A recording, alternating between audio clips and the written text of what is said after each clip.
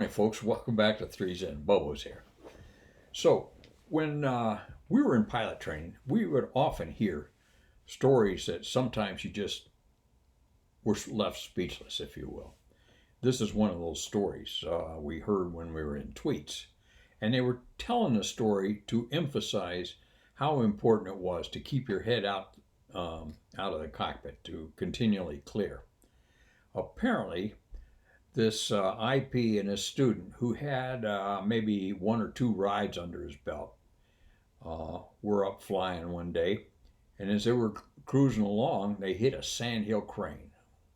Well, unfortunately, they hit it on the IP side of the cockpit. It came through the windshield and decapitated the instructor pilot. Now, like I mentioned, the student was only on his first or second ride, and that just had to be horrifying to look over there and crap. I mean, I could just imagine.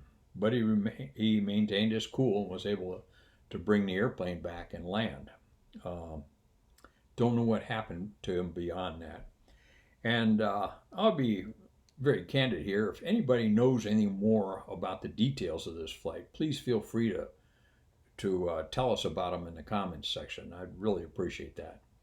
At any rate, we heard about that story. It sure made an impression on me, and from then on, I was always looking out the window. So, you think that might be sobering in and of itself, but there's more to the story. In 1994, I went through alcohol rehab up at Hazelden in Center City, Minnesota. I did a 28-day program up there. And part of the contract, the airline, I was flying with Northwest Airlines at that time. Part of the contract we had with Hazelden was a refresher course within 3 years, I think. So after 3 years or so, I went back up for a 5 day refresher course. And during that refresher course, I sat in on classes, courses, and interviews and counseling sessions. And it really was beneficial. But this one interview or counseling session I sat in on was conducted by this lady, very, very pleasant woman.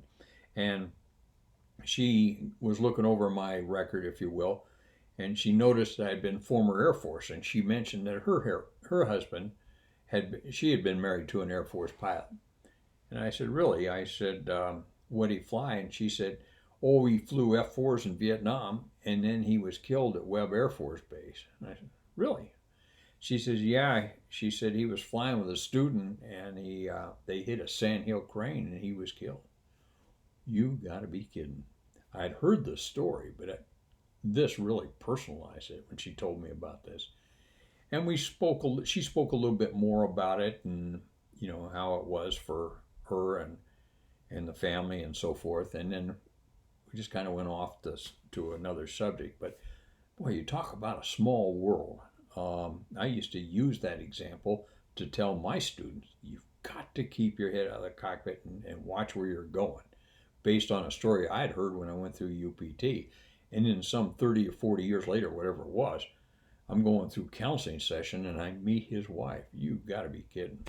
At any rate, that's just one of those people that come into your lives that you meet and you go, wow, wow. So with that, keep your head out of the cockpit, and we'll see you on the channel here in the next couple of days. This is Bobo, Base Gear. Stop.